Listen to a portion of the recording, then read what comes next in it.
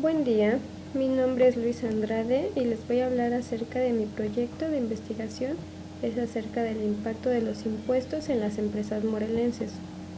Comenzamos con el capítulo número 1, donde vamos a hablar acerca del planteamiento del problema, lo que se va a investigar y por qué.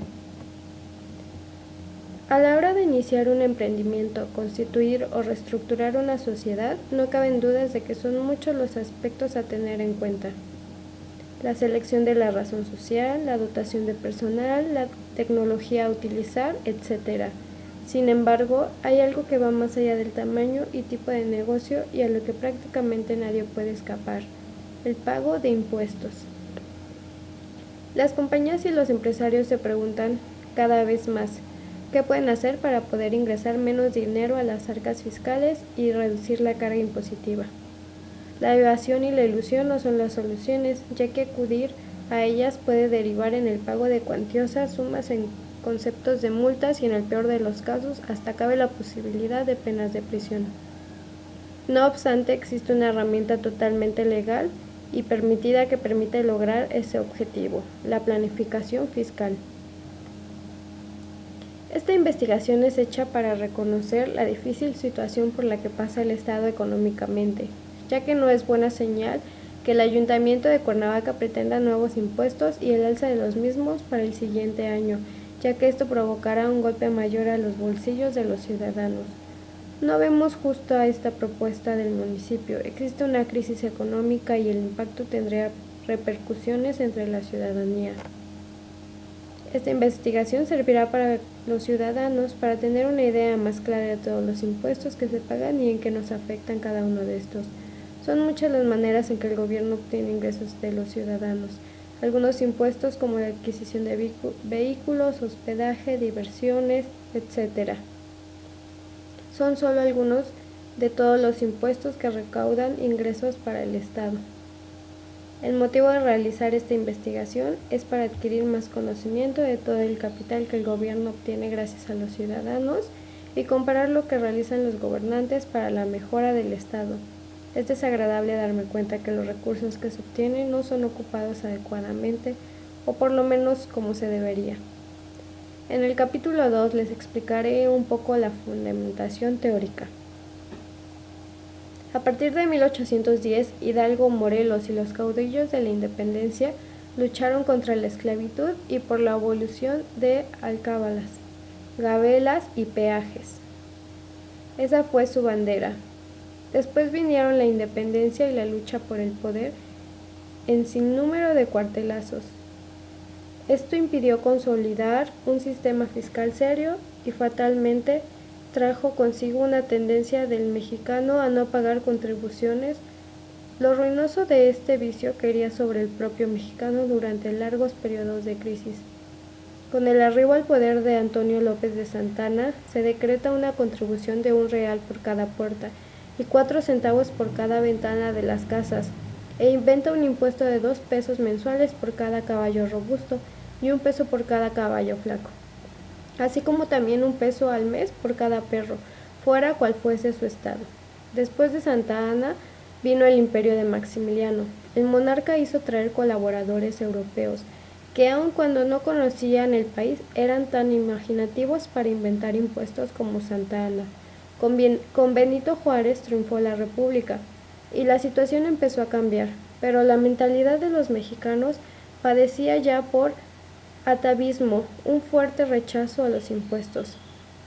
Ni el presidente Juárez ni su sucesor, Lerdo de Tejada, pudieron hacer mucho en material fiscal por ese motivo. Apenas iban las cosas mejorando cuando ocurrió la revolución de Tuxtepec. Con Porfirio Díaz levantado en armas, los planes hacendarios se desvanecieron y comenzó la dictadura. Don Porfirio duplicó el impuesto del timbre postal, gravó las medicinas y 100 artículos más. De hecho, llegó a cobrar impuestos por adelantado. En 1887, Porfirio Díaz pide prestado 10.5 millones de libras esterlinas al gobierno inglés. La deuda externa sube a 52 millones de pesos. Se pegan muchos intereses. 8 años después, la evolución económica tan mencionada por el gobernante se manifiesta así: 193 millones de deuda externa, nuevo aumento del impuesto al timbre, otro préstamo de 40 millones de dólares y emisión de 23 millones de pesos. Esto continuó así hasta que el descontento llegó a su máximo y en 1910, con la Revolución Mexicana, se puso fin al porfiriato. Los gobiernos siguientes tuvieron tantos problemas que no pudieron prestar mayor atención a los fiscales. Cuartelazo de por medio. Victoriano Huerta se hace del poder en 1913. Adiciona los derechos de importación y grava fuertemente a licores, vinos, cervezas, alcoholes, tabaco y petróleo. Huerta disuelve la Cámara de Diputados.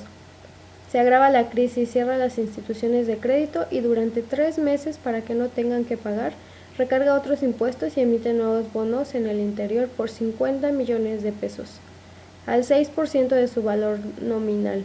Se gravan con 40% las bebidas alcohólicas, con 16% la cerveza, con 40% lo importado. Se duplica el impuesto al tabaco y se graban teléfonos, anuncios y luz. Transcurrieron muchos años para que se estabilizara la situación y para que los gobiernos modificaran las leyes fiscales para disponer de recursos, construir obras y prestar servicios a la colectividad, procurando así una mejor distribución de la riqueza.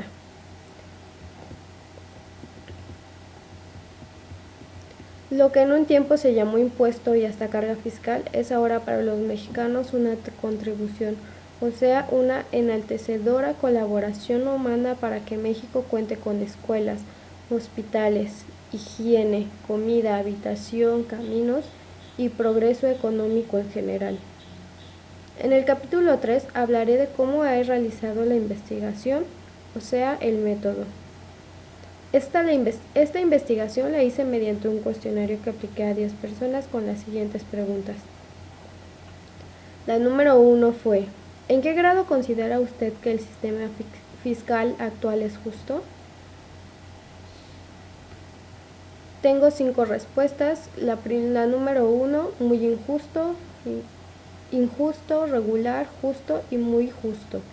3 personas me respondieron que era muy injusto, 4 que era injusto, 2 que era regular y 1 que era muy injusto.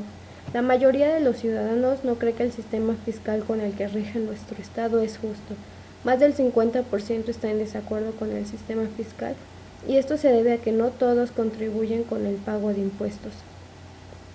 La pregunta número 2 fue: en su opinión, ¿debemos de pagar los impuestos y por qué? Como respuestas tengo 3. La número 1 dice: la ley nos obliga a pagar, que tuvo 5%.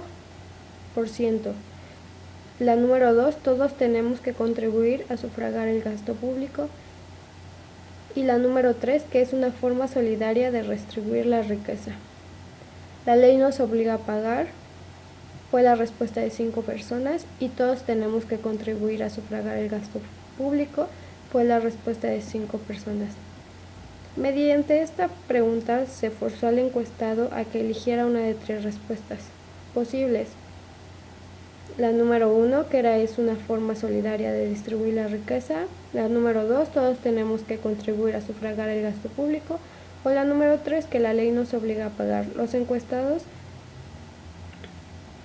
dieron la respuesta de la ley nos obliga a pagar con el 50% y el otro 50% dijo que todos tenemos que contribuir a sufragar el gasto público. Desde el punto de vista psicosociológico, la tercera de las opciones contemplaría una menor conciencia fiscal, puesto que esta hace referencia a una interiorización de la norma que no se da en este caso. Por otra parte, la segunda opción es que la mejor representaría esa conciencia fiscal, ya que se supone que expresa una corresponsabilidad en los gastos.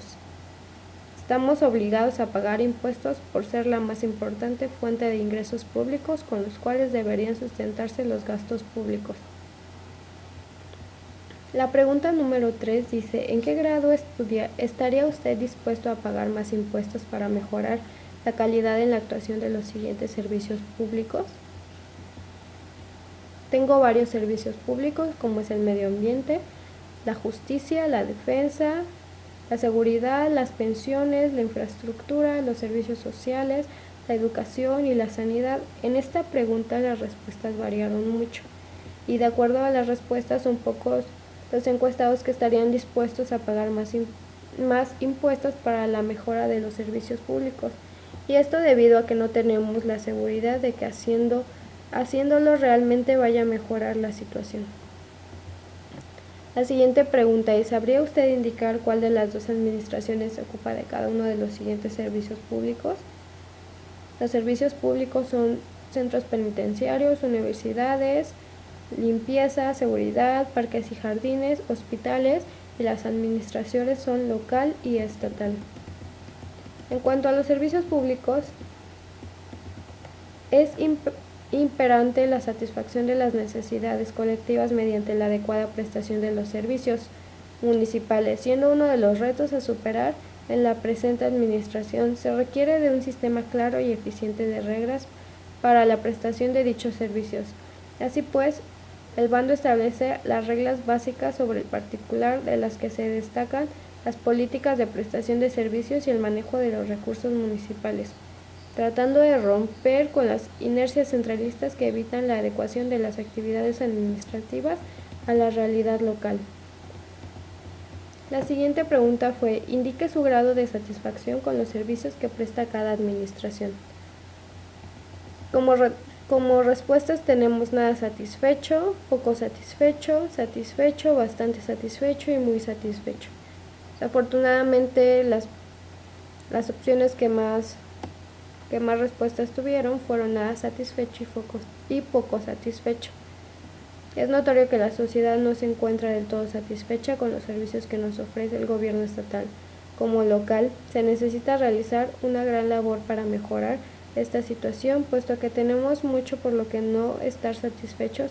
Hace falta alumbramiento en las calles, más seguridad en cada localidad, restaurar calles y pavimentar las que faltan, esto entre tantas cosas que se dejan de hacer.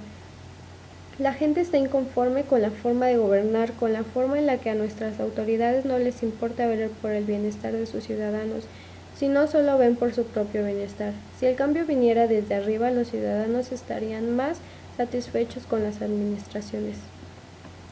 La siguiente pregunta dice así: en su opinión, ¿el fraude fiscal está justificado?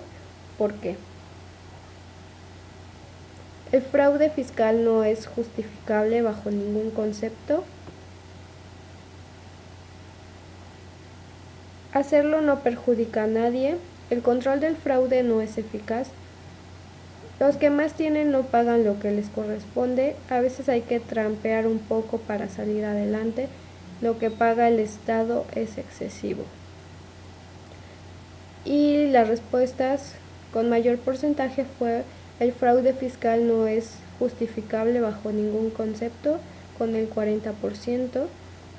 Con el 20%, los que más tienen no pagan lo que les corresponde, y el 40% lo que se paga al Estado es excesivo.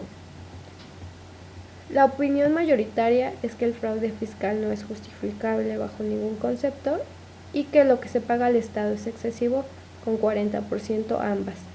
De todas las razones esgrimidas a favor del fraude, la que menos peso tiene es que los que tienen no pagan lo que les corresponde, con un 20% del total de los encuestados, siendo minoritarias las respuestas que se inclinan por otras razones. Lo que se fueron por la primera de las opciones manifiestan que defraudan algo, pero no todo lo que podrían, justificando su gesto en que lo que se paga es excesivo. Para la siguiente pregunta dice así: en su opinión, ¿cuál de estos dos conductos será más reprobable? Tengo dos respuestas, que es: alguien deje de ingresar 6,000 pesos, y la segunda opción es que la hacienda pública o que le roben 150. Como se observa en los resultados de la gráfica, los encuestados se inclinaron de forma equitativa por ambas opciones, 50% y 50% respectivamente. Este dato indica el importante factor mediador que sobre la conciencia fiscal de las personas ejerce el hecho de sufrir un perjuicio económico directo. Además, se pone de manifiesto la percepción bastante extendida de que cuando se defrauda a Hacienda, nadie sale directamente perjudicado, pues la diseminación del perjuicio ocasionado disminuye la percepción cuantitativa del hecho. La siguiente pregunta dice, acerca de la situación actual de los inmigrantes, en su opinión, ¿es bueno que paguen impuestos? Sí, como cualquier ciudadano, sí porque mejorará su situación o no porque no benefician a los mexicanos. Y con un 100% la respuesta fue sí como cualquier ciudadano.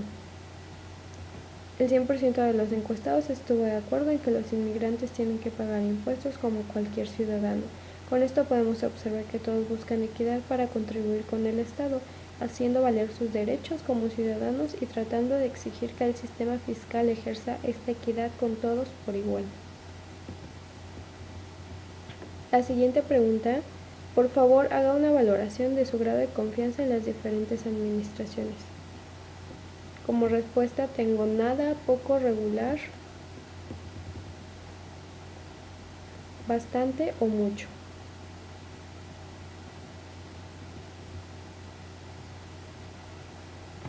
Y nuevamente, los ciudadanos están tan decepcionados con los actos del gobierno que esto ha llevado a que ya no les tengan confianza. Se observa que hay más confianza en la administración local que en la estatal. Y se puede decir que es porque el que rige la candidatura local está poniendo en práctica algunos de sus deberes y obligaciones como la autoridad que es.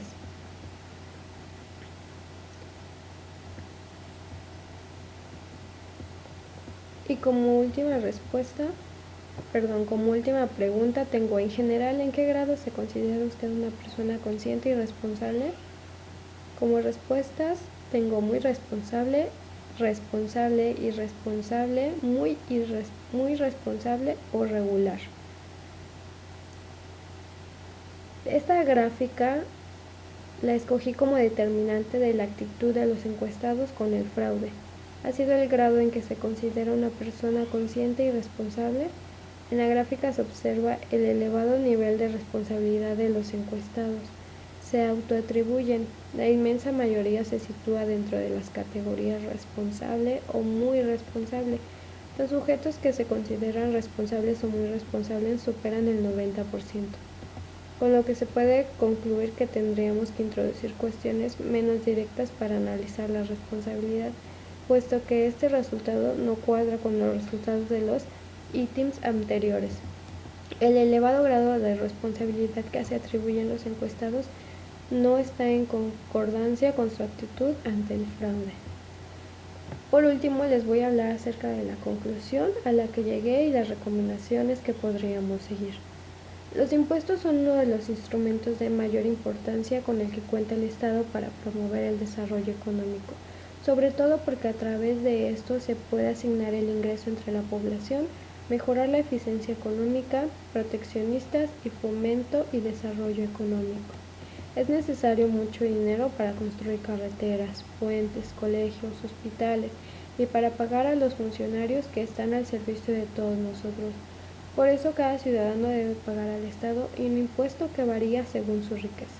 Los impuestos son recaudados en beneficio del Estado, de las provincias y municipios y forman un capital que se invierte en gasto de interés general.